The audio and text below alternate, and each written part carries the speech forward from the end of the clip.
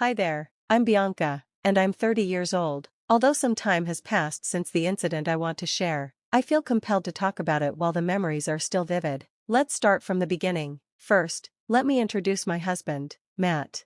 Matt and I first crossed paths in high school. I was quite shy and overwhelmed with anxiety, making it hard for me to form friendships. Yet, for reasons only known to the universe, Matt took an interest in me. We were assigned as partners in chemistry class, and that's where our conversations began. It took me some time to open up, but once I did, he asked me out on a date. It's important to note that Matt was one of the most handsome guys at school, athletic and intelligent. Even though I was a nervous wreck, I wasn't completely unaware of my feelings. I agreed to go out with him, and that initial date led to many more. The more time I spent with him, the more at ease I felt. For the first time, I could truly express myself around someone. Matt was kind and empathetic, never pushing me beyond my comfort zone. I felt incredibly lucky to have him.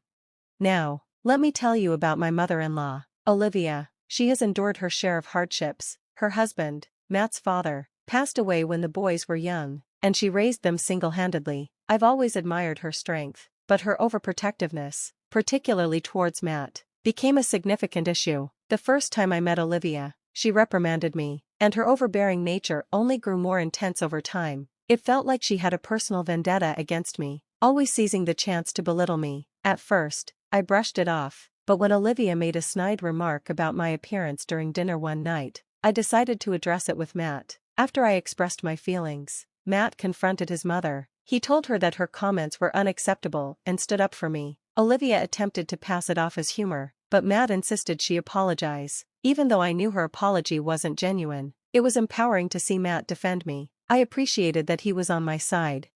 Despite Olivia's continued behavior over the years, it was comforting to know that Matt would always support me. The next person I want to mention is Trent, Matt's younger brother. Trent was the only other family member who made an effort to engage with me. He showed genuine interest in getting to know me, which helped me feel more comfortable within the family dynamic. We had many common interests and got along quite well. Matt was genuinely pleased that I had formed a connection with at least one family member. For a long time, I believed I had found a true friend in Trent, but as my story unfolds, you'll see how mistaken I was. Lastly, let me introduce Rachel, Trent's wife and my sister-in-law. Rachel was the type of person who would go to great lengths to please others, regardless of the situation. When she met Olivia, they hit it off, and Rachel quickly aligned with Olivia's negative views about me. Before long, Rachel became Olivia's ally in their campaign against me, which was really painful. I mean, Rachel didn't even take the time to get to know me, yet she chose to dislike me solely because Olivia did. Eventually, I learned to let it go. Returning to my relationship with Matt, we made the decision to marry when we were both financially secure, which took about 3 years after graduating college. Once we secured stable jobs and purchased our own home, we felt ready to tie the knot. Of course, Olivia was not pleased with our plans. She attempted to undermine our relationship in various ways during our engagement. For instance, she tried to persuade Matt that he was settling for me, claiming he hadn't dated anyone else. She even attempted to set him up with other women, which he strongly rejected. That was particularly hurtful. I understood she disliked me, but to actively encourage her son to betray me? That was deeply troubling. At our wedding, Olivia created yet another scene, disrupting the joyous atmosphere. When it was her turn to give a toast, she began by expressing her disapproval of Matt marrying me and sincerely wished that he would reconsider his choice. I was in tears, naturally, but Matt was furious. He had her escorted out, and he stayed by my side for the remainder of the night. This incident led to a significant rift between us and Olivia, resulting in 2 years of minimal contact. We only saw her during holidays, and we made an effort to avoid her. The only exception was at Trent's wedding. We were genuinely happy for him and wanted to celebrate his special day. However, Olivia managed to corner us and asked to speak. Matt was reluctant to engage, but I suggested we hear her out. We didn't have to accept her words, after all. "Look, I just want to apologize for everything I said at your wedding," she began. "If you were truly sorry, you would have come over to our house and apologized. You had 2 years to do so, yet you never did," I replied. I felt ashamed. I shouldn't have acted that way on my son's big day. I should have understood that if he was happy, I should be happy too. I guess I just didn't have the courage to face you. But we did reach out during the holidays and on your birthday. Even if you couldn't apologize in person, you could have called. It was very difficult for me. I said. Okay, I'm owning up to my mistake. I'm sorry. I'm still upset with you, and if Bianca doesn't forgive you, we'll revert to how things have been for the past 2 years. I appreciated that Matt valued my opinion in this situation. Unfortunately, I have always been big on keeping family ties, so I told her I forgave her. I didn't want Matt to be estranged from his only parent. Olivia appeared genuinely grateful, and for a time, she treated me kindly. However, about a year later, her old behavior resurfaced, this time with Rachel joining in. They began to ridicule me constantly, mocking my words and actions. It didn't matter. They always found a way to belittle me. I did my best to let it slide and kept Matt calm throughout it all. I understood that if we said or did anything, it would ultimately lead to severing ties with Olivia, which was the last thing I wanted for us. However, one weekend, our plans were abruptly disrupted by Olivia, Rachel, and Trent. Matt and I had intended to enjoy a relaxing weekend, sleeping in and binge-watching some shows, but those plans vanished the moment we heard loud knocks on the front door. Groggily, I shuffled to the door, and as soon as I opened it, Olivia and Rachel barged in, with Trent trailing behind, each of them carrying a heavy-looking box. Matt joined me in the living room, clearly just as bewildered as I was. "What's happening? What do you have there?" he asked.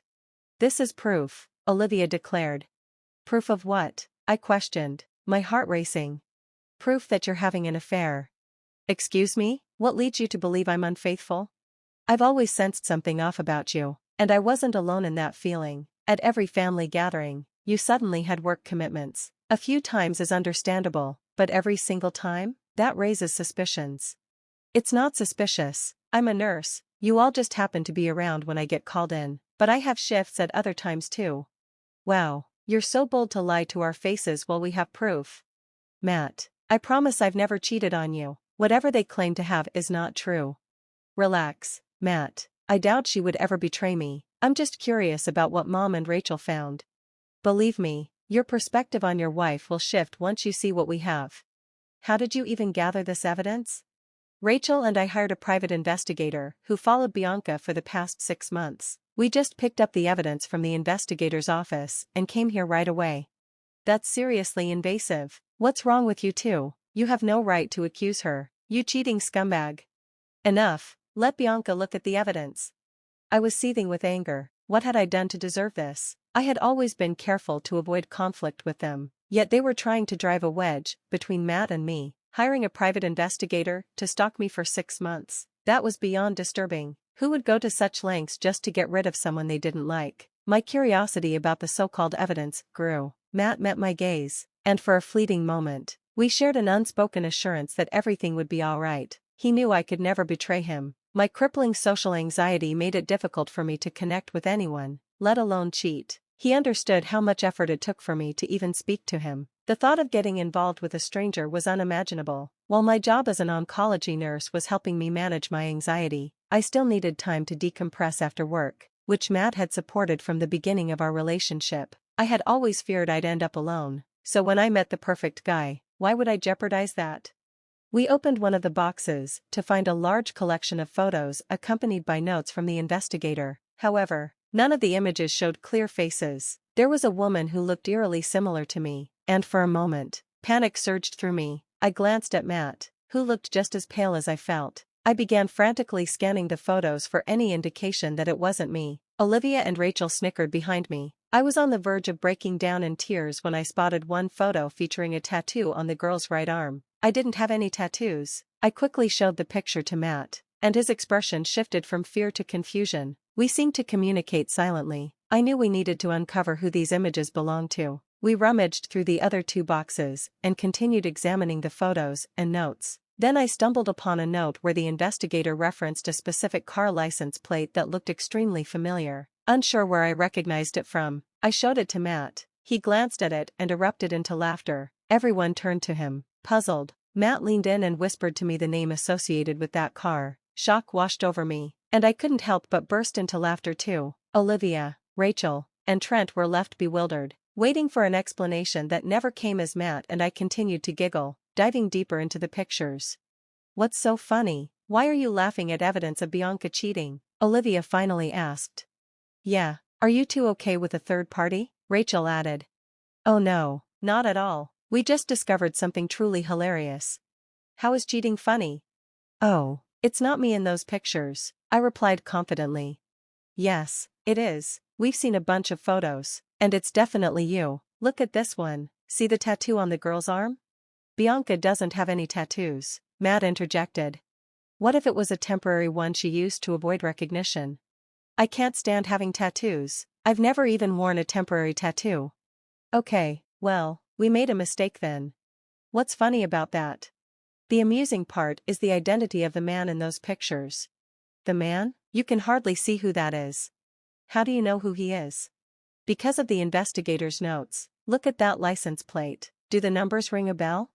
Rachel grabbed the paper from me, and Olivia and Trent crowded around her to read. I watched their expressions shift dramatically. Olivia's eyes widened in shock, Rachel went pale, and Trent began to sweat profusely. The license plate belonged to Trent's car, and as we scrutinized the pictures further, it became increasingly clear that the man was Trent himself. Matt silently passed around the images where Trent's face was nearly identifiable, hidden only by a mask or sunglasses he had worn to conceal his identity.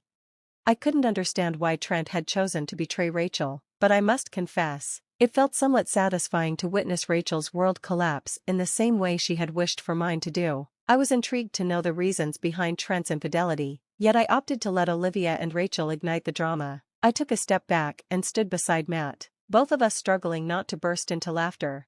Trent, what's going on? Are you cheating on me? Just hear me out. I can explain. Are you serious? This isn't how I raised you. I'm sorry, but I never truly loved Rachel. What? Are you kidding? Sadly, yes. Why? What did I do wrong? You didn't do anything wrong, Rachel. I was just infatuated with someone else from the very beginning. Who? Bianca. Excuse me? What is wrong with you? You were in love with Bianca? You picked that ugly witch over me? Since when? I've had feelings for her ever since Matt introduced her. She was stunning and had such a calm demeanor. I don't know. I was drawn to that. Plus, when she became comfortable with me, I discovered we shared many interests. Oh God, I'm going to be sick. So you found someone who looked just like Bianca? I knew you were trying to sabotage their marriage. I thought I could hasten the process, and if they divorced, I could swoop in and claim her. First off, she isn't some prize you can win. Secondly, get the hell out of my house. You're sick and deranged, beyond help. I hope you rot. Never come back, and never speak to me or Bianca again. And as for you two, Mom and Rachel, I want you gone as well. But we didn't do anything. You did enough. I played along with your little game, but I'm done. It's utterly disgusting that you hired someone to tail my wife in an effort to break up my marriage. I want nothing to do with any of you. Leave. I can't express how nauseous I felt. That was the last thing I anticipated. I remember Matt holding me until my breathing steadied. I was revolted by Trent's perception of me. I had only begun to feel comfortable around him because he was the only one in Matt's family who genuinely made an effort to know me. Learning that he had done so with ulterior motives was beyond repugnant.